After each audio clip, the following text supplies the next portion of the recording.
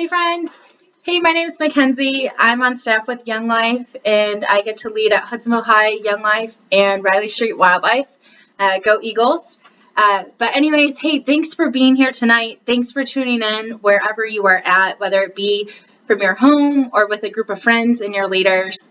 We're just really thankful that we get to hang out and that you're journeying with us this semester. But I just wanted to give you a chance to get to know me and get to know who I was when I was in high school. When I was in high school, I had the opportunity to take a foreign language, and for some reason I chose to take French. And French was something that was fun, but it wasn't something that I excelled at, and that is an understatement, really.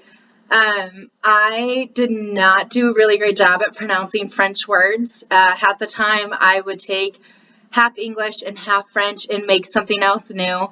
And this was something that sometimes I felt really ashamed of. It was something that I knew I struggled with and something I wanted to get better at. And so my French teacher had actually reached out to me when I was first in my French class in freshman year, and she invited me to come before school or after school to get some more help.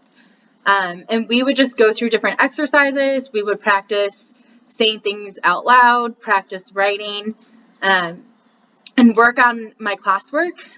But not only that, but she would share her life with me. She would open up and share different things that were going on in her life and with her family. But then she also asked me about mine. She would ask me how things were going with my family or with sports. And not only that, but she would follow up on it. And she started to become someone who I saw as a mentor and a friend. And she would call me out on the things that she knew that I could do better. But she would also encourage me and cheer me on as things went throughout high school. And if you have a teacher that is like that, or just any teacher, tell them thank you. They're doing some crazy stuff that I can't imagine ever doing. And they are doing what they can to give you the learning experience that you need. So give them a big thank you. If you know what their favorite snack is, or if you know something that brings them joy, try to give them some joy in that, because they are some really amazing people. But the reason why I share about my French teacher is because sometimes when I read the Bible and I read about who Jesus is, it reminds me a little bit about my teacher, Mrs. Shoemaker. And that's because of the way that she lived her life, the way that she looked after people, not just the people who were excelling in her class, but the people who maybe slipped through the cracks, the people who were struggling, the people who maybe didn't have other friends. She was really someone who lived out her faith, and someone that reminds me to live that out too. But I want to share a little bit of a story of Jesus doing this in the Bible. So we're going to look in the book of Mark to look a little bit further into who Jesus is.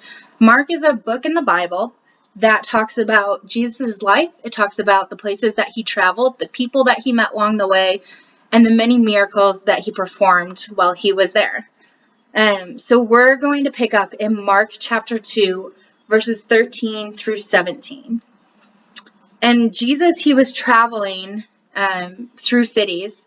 And so we pick up where Jesus is traveling.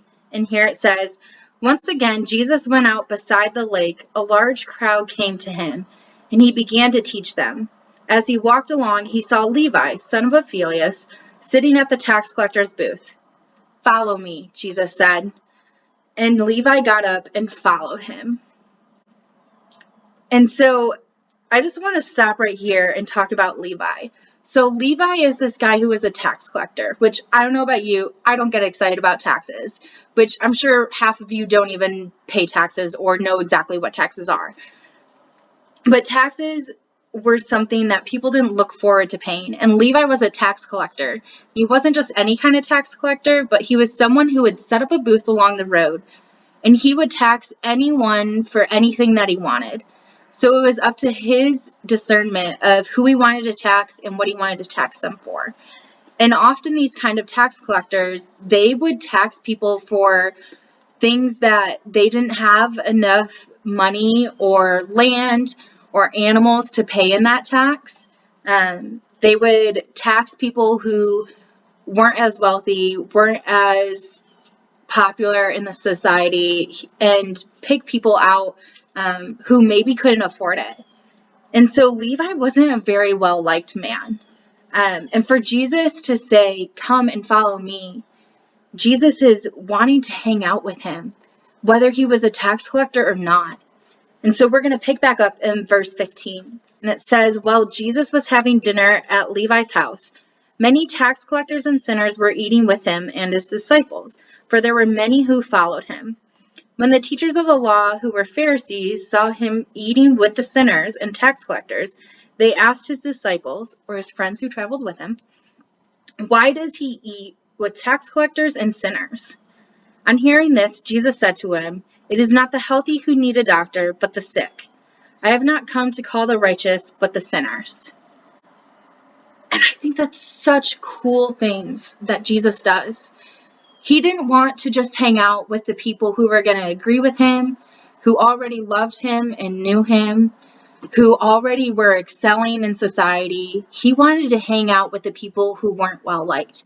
He wanted to hang out with the people who maybe didn't have their life all together. He wanted to hang out with the people who were like you and me, who are trying to figure out what life looks like and how to live life and what's the purpose of life. He didn't want to just hang out with the people who already believed in God and knew what they wanted to do in life. He wanted to hang out with everyone, no matter where they were at in life. And friends, Jesus wants to do that with us. He wants to hang out with us no matter what we've done in life, who we hang out with, or what we're still trying to figure out. He doesn't expect us to be some sort of person who already knows him or already has different things in life. He wants to meet us where we're at and hang out with us no matter what. And friends, just like Levi, we have this really cool opportunity to follow him, to stop the things that we've been doing and to just say yes.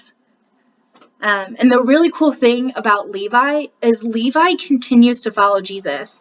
He continues to learn from him and continues to grow with him.